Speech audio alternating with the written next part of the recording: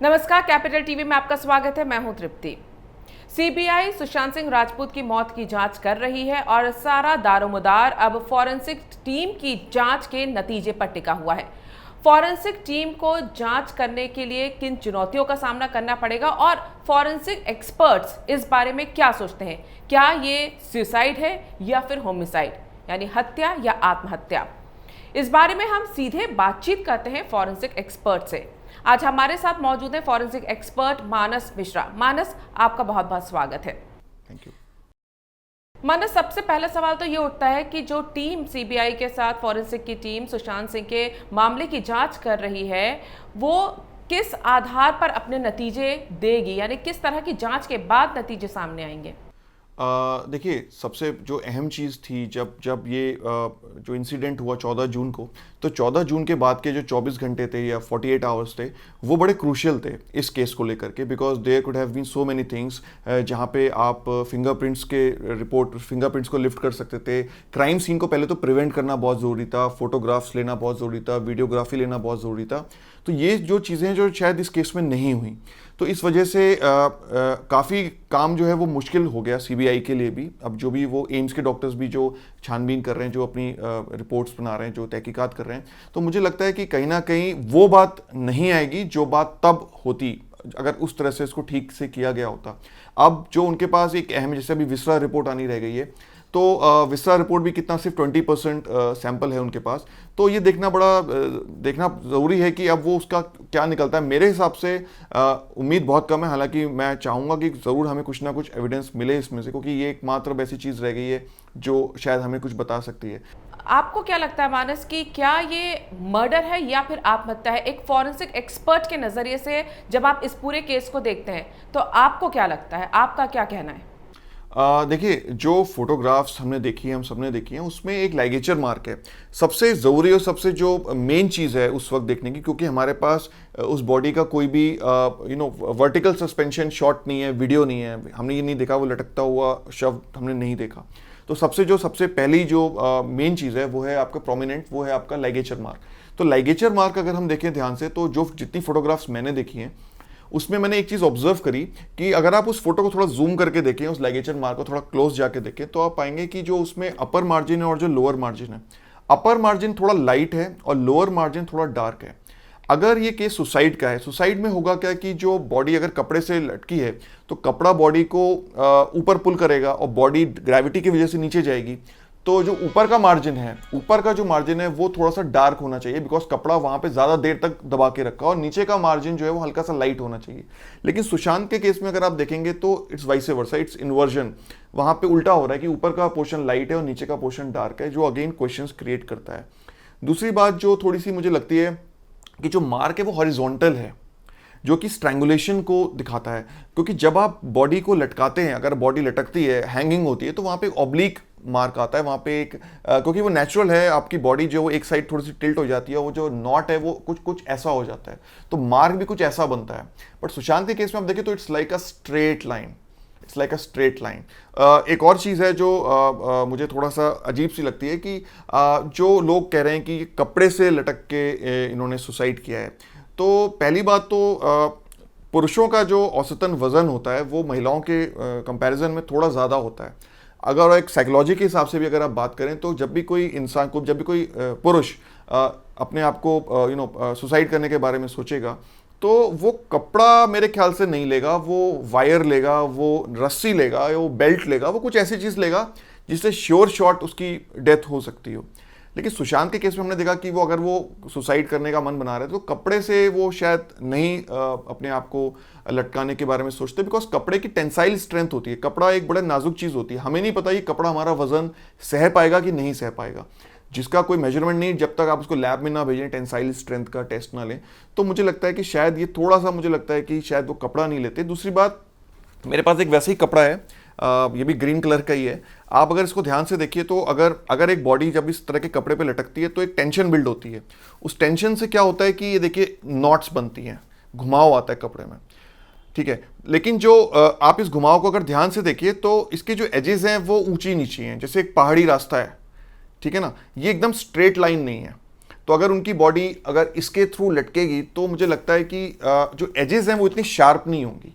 जो sharp edges हम उनके नेक पे देख पा रहे हैं, मुझे लगता है कि वो किसी लाइगेचर का, जैसे कि बेल्ट हो सकता है या रोप हो सकता है या कोई वायर हो सकता है। चांसेस मुझे बेल्ट के ज़्यादा लग रहे हैं, जिस तरह से बहुत ही प्रोमिनेंट है उसकी एजेस अगर आप देखें तो, जो कि कपड़े से मुझे नहीं लगता कि इस तरह का निशान आएगा। जैसा कि आप कह रहे हैं कि आपको पूरी तरह से ऐसी आशंका है कि ये हत्या का मामला हो सकता है।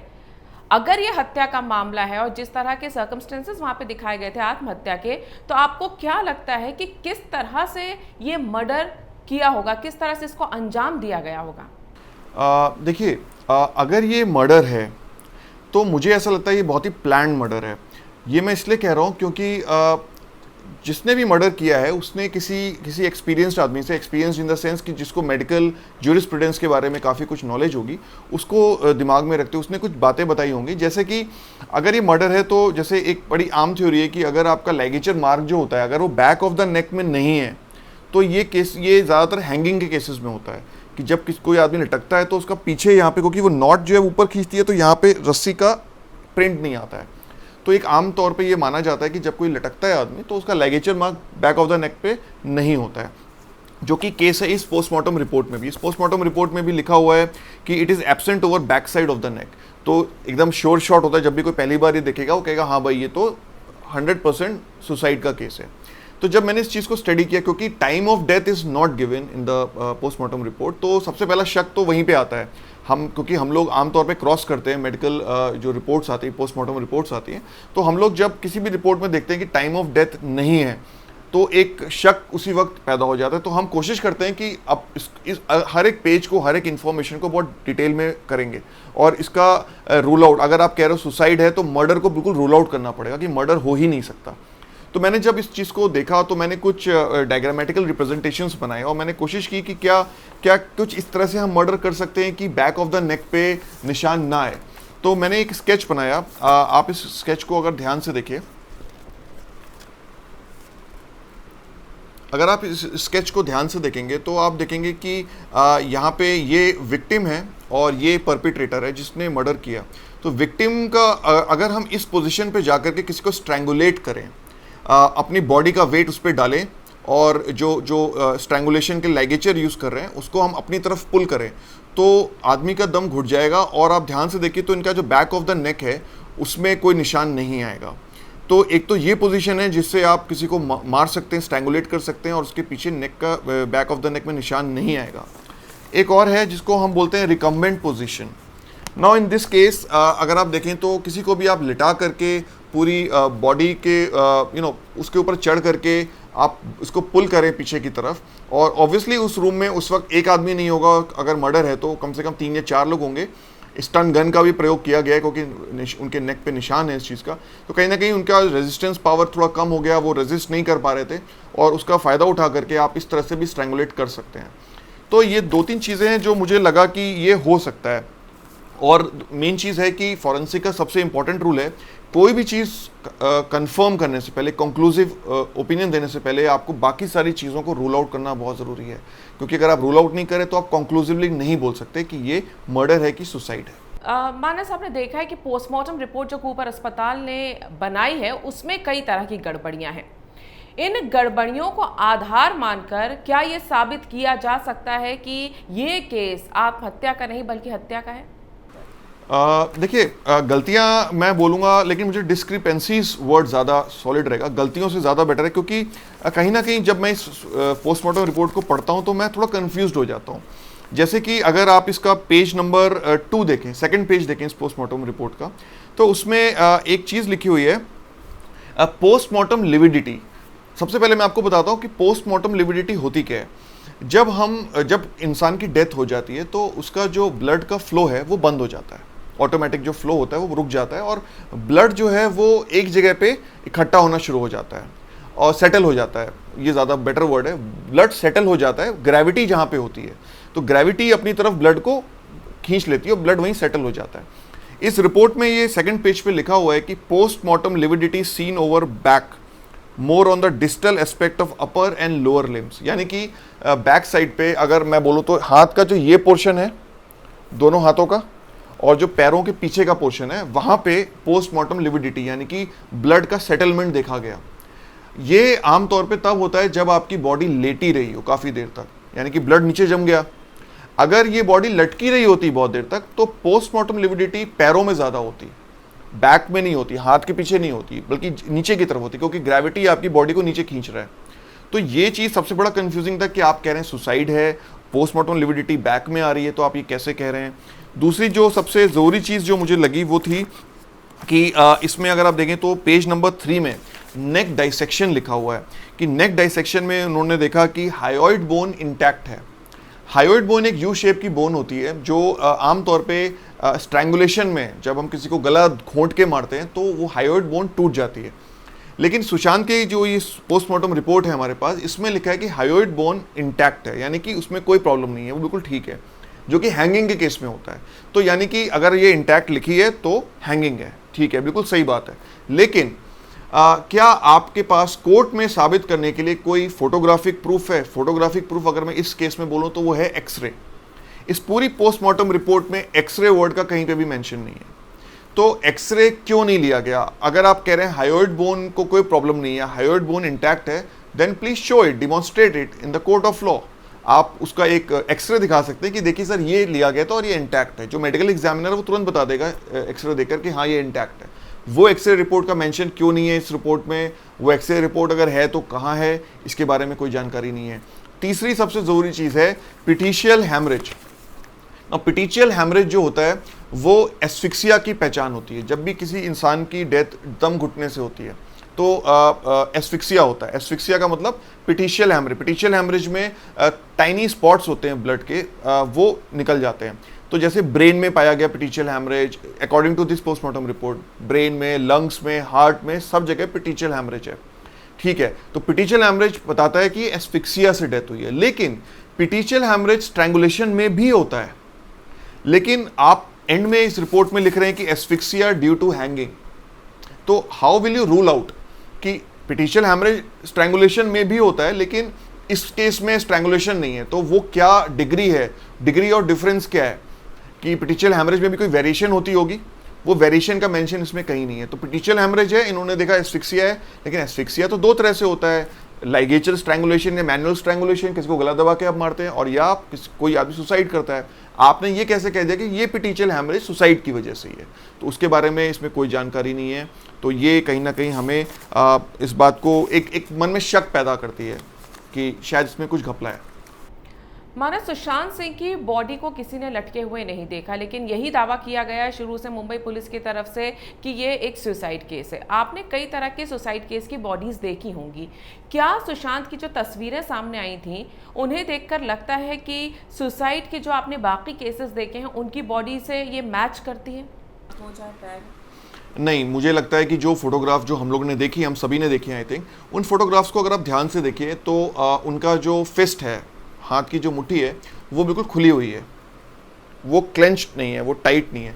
हैंगिंग के केस में ज़्यादातर वो मुट्ठी टाइट होती है, उनका हाथ बिल्कुल खुला हुआ है। दूसरी बात, उनके चेहरे पे अगर आप देखें तो एक आंख उनकी छोटी दिख रही है, एक आंख थोड़ी बड़ी दिख रही है। कहीं ना कहीं ऐसा लग रहा है कि उनका एक तरफ का जो बॉडी का पोर्शन है वो पैरालाइज्ड है या कुछ डिफरेंट है, दोनों यूनिफॉर्मिटी नहीं आ रही है, ठीक है।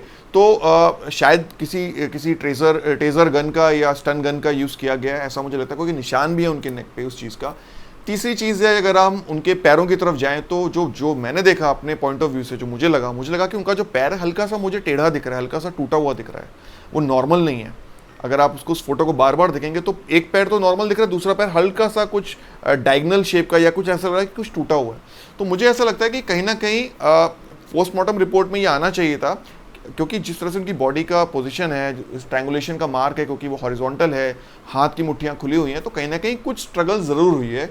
और उस स्ट्रगल का नतीजा शायद हो सकता है कि उनके पैर की हड्डी तोड़ दी गई या वज़न डाला गया उस पर, या शायद ये भी हो सकता है कि शायद वो उन्होंने स्टन गन जब लगाया गया उनकी बॉडी पैरालाइज हो गई और शायद पैर भी पैरालाइज हो गया, तो जब वो चलने की कोशिश की तो वो गिर पड़े और इस वजह से शायद उनके पैर में फ्रैक्चर हो गया। We don't know, we can only assume, but ये चीज़ें हैं। फोटोग्राफी एविडेंस सबसे मेजर एविडेंस थी इसमें, क्योंकि वो स्टार्टिंग सबसे पहला जो व्यू दिखाती है आपको वो वही दिखाती है। लटकते हुए शव की फोटोग्राफ नहीं है, वीडियोग्राफ नहीं है। और एक सबसे अहम चीज़ है, फिंगरप्रिंट्स कहाँ हैं। अगर कोई इंसान सुसाइड करेगा, लटक के मरना चाहेगा, तो ऑब्वियसली वो पंखे को जरूर पकड़ा होगा, उन्होंने पंखे को स्टेबलाइज किया होगा, तो पंखे को कई जगह से छुआ तो होगा। तो उनकी इस बात के चांसेस बहुत ज़्यादा हैं कि उनके सुशांत के उंगलियों के निशान उस पंखे पे होंगे, उनके पाम प्रिंट्स हो सकते हैं, ब्लेड्स पे निशान हो सकते हैं उनके हाथों के। क्या वो आपने डेवलप किए? क्या आपने उनको फोटोग्राफ किया? क्या आपने कंपैरिजन किया सुशांत के एक्चुअल जो फिंगरप्रिंट्स हैं उनके साथ? ये सब कुछ सवाल हैं जिनके हमें अभी तक कोई जवाब नहीं मिला। एक और यहाँ पे सवाल उठता है मानस कि ऐसा कहा जा रहा है रिया की तरफ से कि सुशांत ड्रग्स लेते थे, वो ड्रग एडिक्ट थे यानी, और लॉकडाउन में तो बहुत ज़्यादा ड्रग्स लेने लग गए थे। क्या ये मुमकिन है कि जो इंसान बहुत ज़्यादा ड्रग्स लेता है और उसके बाद वो सुसाइड करता है, जो पोस्टमार्टम रिपोर्ट आती है उसमें ड्रग्स के कोई ट्रेसेस नहीं मिलते हैं, क्या ये संभव है कि पोस्टमार्टम में अगर कोई इंसान आदी है ड्रग लेने का, उसके ड्रग्स के ट्रेसेस ना आए? नहीं जी, देखिए इस पोस्टमार्टम रिपोर्ट में ऐसा कोई भी चीज़ नहीं लिखी है जो ये साबित करे कि वो उन्होंने ड्रग लिया हुआ है, या क्योंकि देखिए अगर कोई भी इंसान ड्रग ले रहा होगा बहुत लंबे समय से, तो इस बात के चांसेस बहुत कम है कि इस वाली रिपोर्ट में भी उसका कोई ट्रेस नहीं आ रहा, कुछ चेंज नहीं दिख रहा, कुछ कलर चेंज हो सकता है या कुछ इंपॉर्टेंट चीज़ है जो कि हमें शायद मिल सकती थी, लेकिन ऐसा कुछ इस रिपोर्ट में तो नहीं है। साथ ही साथ जो विसा रिपोर्ट स्टार्टिंग में ली गई थी, वो भी उसमें भी ऐसा कोई ड्रग का कोई नहीं दिखा हमें। तो और जहाँ तक मेरी नॉलेज है, जहाँ तक मुझे पता है, आई थिंक 80% जो उसका सैंपल है विसरा का, वो यूज़ किया जा चुका है।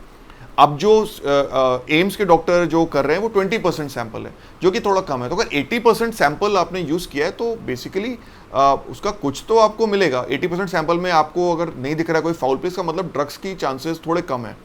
और अगर कोई इंसान ड्रग लिया है, अगर थोड़ी देर पहले भी उसने ड्रग लिया, तो उसके ट्रेसेस ज़रूर होंगे उनके ब्लड में या जो उनकी एग्जामिनेशन हुई पोस्टमार्टम के दौरान, लेकिन ऐसा इस रिपोर्ट में कुछ भी अवेलेबल नहीं है। अब जब फॉरेंसिक एक्सपर्ट की एम्स की पूरी टीम इस पूरे मामले की जांच कर रही है, आपको क्या लगता है किस तरह के चैलेंजेस इस वक्त इस केस में उनके सामने हैं नतीजे तक पहुंचने के लिए?